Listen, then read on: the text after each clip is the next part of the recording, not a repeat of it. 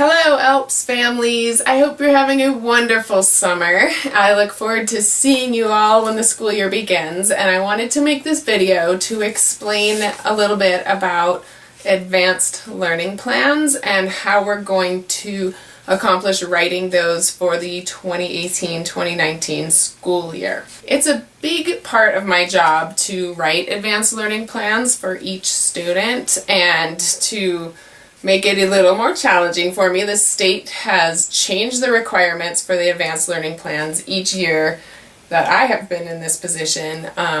The changes have been challenging but really good as far as making advanced learning plans more applicable and really relevant for the students. So that's good news. For those of you who are unfamiliar with advanced learning plans, we also call them ALPs. It's a document that needs to be created each year for each student who is identified talented and gifted. Talented and gifted, or TAG, is also called GT, gifted and talented. It's all the same thing. If you are a student and you are identified, then you must, by legal law, have an advanced learning plan.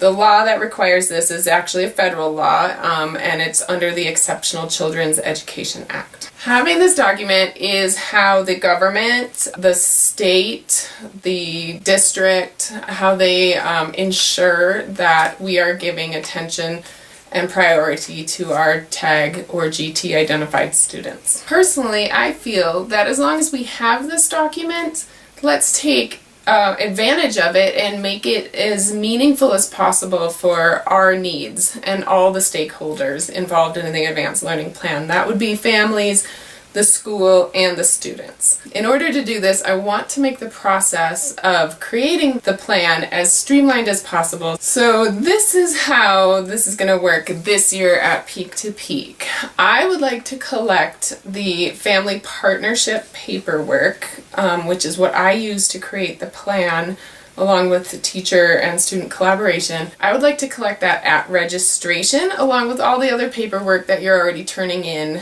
when you register and you come and get your photos. So the family partnership agreement, which is the paperwork I'm asking you to fill out, has 3 parts to it. So one part is how you as a family are supporting your student. It's a checklist really, and I ask you to focus on 3 or 4 different areas in which you're going to provide support, knowing full well that you probably do all of it.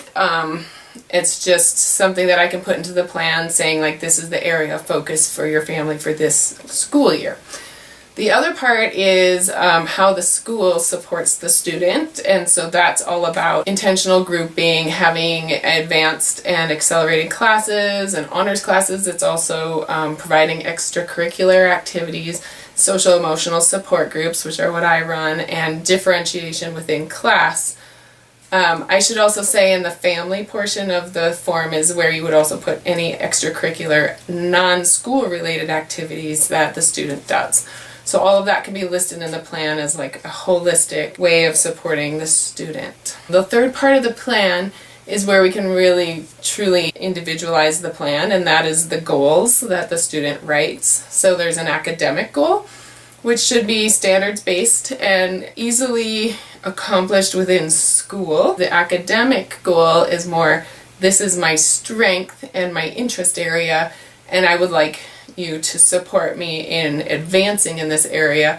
The affective goal or the social emotional goal is like, here is something related to school that I may need help with, like organization or friendships or perfectionism, somewhere along those lines, even leadership or being a good teammate. All of those things fall into affective goals. I want to reiterate the importance of your academic goal. If used correctly, it's a really great tool for allowing your teachers to really know you better as an individual and really understand your strengths and interests. And it's also a really good tool for you to understand yourself better, and so you can better self-advocate when you don't see yourself getting what you need in a certain class or in school in general.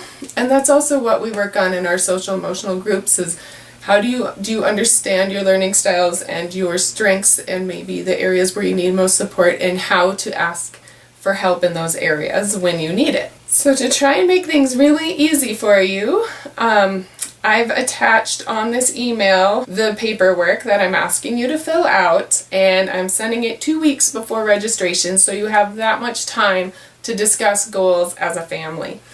This year in the spring, I tried to meet with all 230 students who write these goals and just do a little brainstorming so you have something to start with. To be honest, I met with almost all elementary students because they're easier to find, except for 5th grade, which in the spring, if you had a 5th grader ever in the past at Peak to Peak, you'll know they're a lot harder to grab in the spring because they're very busy. They're doing a lot in the spring. So if I didn't connect with your student, I will say that in the paperwork or in the email under goals is that I wasn't able to connect.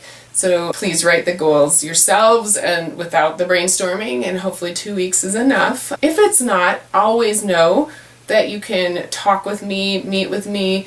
We can brainstorm together. I can help work on a goal with you and your student, or just with your student if you prefer. Also, just know that these are not written in stone, these goals. It's meant to be a fluid document. So even though I have a goal and the district has imposed a goal on me to finalize these by October, they finalized just means that in the system they're finalized, but I can always go in and edit the goals and change things if the goal was accomplished or it's no longer relevant to you.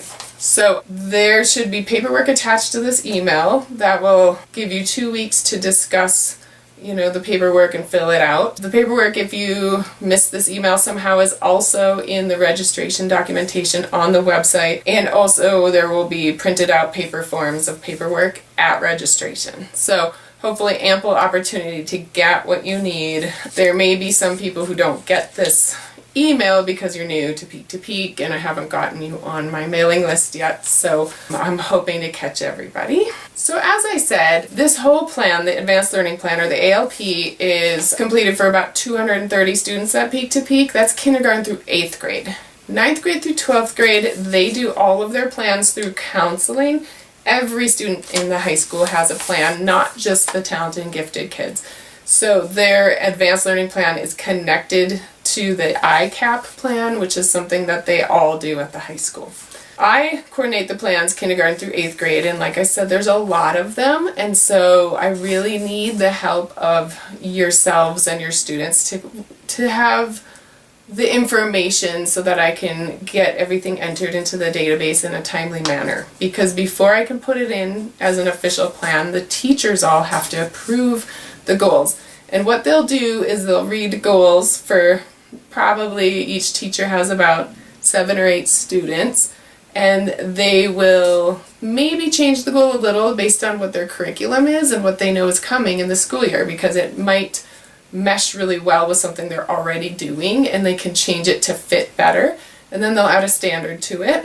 Then I'll take all that information and I'll make an official plan done by October in time to get those printouts to you, the families, at conferences. So the teachers will supervise the continuation of the goal. So your student is working on a goal that they can complete in school. The teachers who have reviewed that goal will be the ones in charge of asking for input and updates and for providing support. Also, we will train some classroom volunteers to do that.